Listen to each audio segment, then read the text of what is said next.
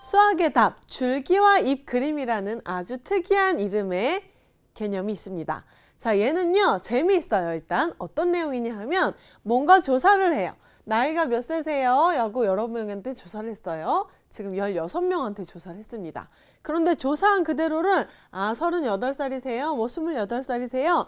받아 적은 그대로의 자료. 이걸 뭐라고 하냐면 변량이라고 불러요. 이 사람 저 사람 다 하나씩 제각각 나이가 다를 거잖아요. 그때그때 변하는 양이라 그래서 변량이라고 부릅니다. 자, 그런데 이 변량은요, 조사만 해놓은 자료이지 아무것도 분석돼 있지도 정리돼 있지도 심지어는 크기 순으로 나열돼 있지도 않아요. 그래서 내가 조사한 자료가 몇십 대가 더 많은지, 제일 어린 사람은 누구인지 이런 게 눈에 잘 띄지 않습니다. 16명만 조사해도 이런데 막 160명, 1000명 넘게 조사하면 정말 하나도 정리가 안 된 채로 아무 얘기도 할 수가 없겠죠. 그래서 이렇게 잔뜩 그냥 조사한 변량을 가지고 이렇게 그래프도 그리고 이렇게 표도 만들고 여러 가지 분석 자료를 예쁘게 포장하는 것이 바로 통계예요. 그 첫 번째 이야기가 바로 줄기와 잎그림이라는 걸 좀 그려봐봐. 그러면 자료가 되게 한눈에 쏙 들어와 분석하기 쉬울 거야 라는 방법으로 나와 있는 겁니다. 첫 번째 방법이 뭐라고요? 줄기와 잎 그림이라는 방법이에요. 그런데 이름이 참 예쁘게 생겼는데 나무를 직접 그리는 건 아니고 여기에서 이 변량에서 항상 제일 끝에 있는 애 있죠? 여기서는 1의 자리이지만 어떨 때는 소수 첫째 자리일 수도 있고 어떨 때는 뭐 470 이러면 여기가 잎이 될 수도 있어요. 하지만 결국에는 딱 한 가지만 떼와서 두 수가 아니라 하나의 숫자만 따와서 잎으로 합니다. 그리고 남은 부분은 뭐라고 하냐면 줄기라고 불러요. 그럼 여기가 뭐가 되냐? 이 줄기 2, 3, 4, 5는 실제로 이 변량에서는 20, 30, 40, 50인 거예요. 그러면 이 붙은 한마디로 20으로 시작하는 친구들을 잎을 달아주는 거죠. 20으로 시작하는 친구 찾아볼까요? 여기, 여기, 여기, 여기 이렇게 4명 있어요. 그러면 21, 줄기가 20이고 1이야. 22, 28, 28 이렇게 붙여주는 거예요. 뭐하러 이렇게 하나 싶지만 이렇게 자료를 쭉 정리하고 났더니 어때요? 20대는 4명이구나. 40대 제일 많네. 제일 나이 많은 사람 58세네. 한눈에 들어옵니다. 그리고 심지어는요. 요거 그냥 이렇게 막대라고 생각해 보세요. 이렇게 세우면 마치 막대 그래프 같이 여기가 제일 높아 한눈에 들어오는 그림이 되기도 한답니다. 그래서 이 줄기와 잎 그림은 자료를 정리하는 아주 좋은 방법으로 잘 쓰이고 있어요. 얘를 그릴 때 주의할 점은요. 잎을 할 때 우리 이렇게 쉼표 찍고 싶죠? 그런데 약속이에요. 그러지 않기로 했고요. 그렇다고 해서 쉼표 안 찍었더니 너무 붙였으면 1288처럼 보이겠죠? 그래서 적당히 떼는 게 중요합니다.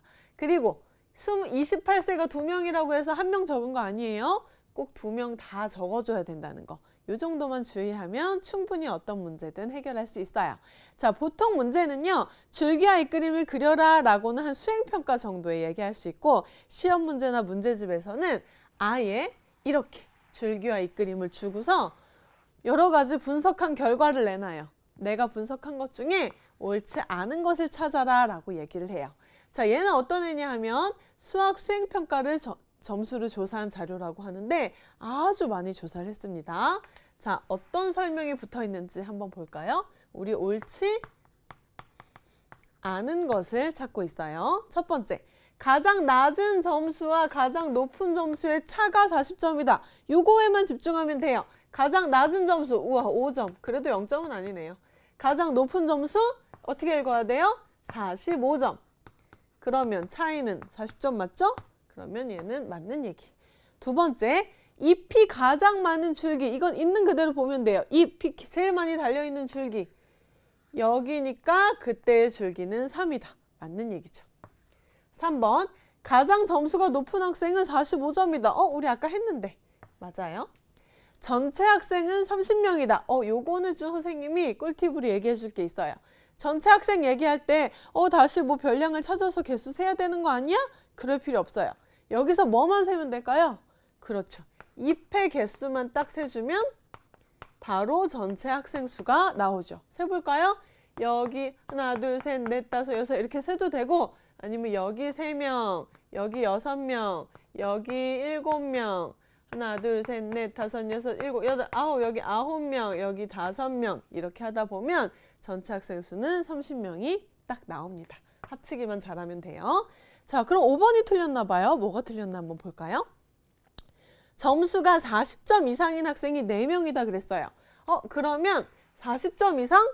여기가 40점인데 하고 40점보다 큰 쪽 4명이다. 맞다 하면 안 돼요. 이상에는요. 누구부터? 40점부터 들어갑니다.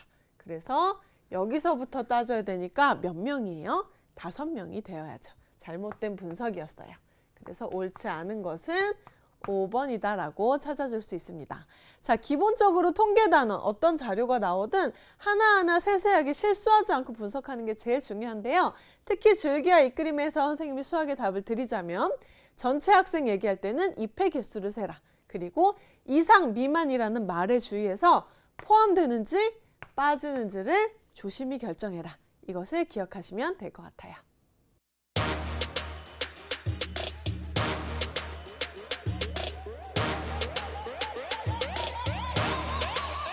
불타오르네.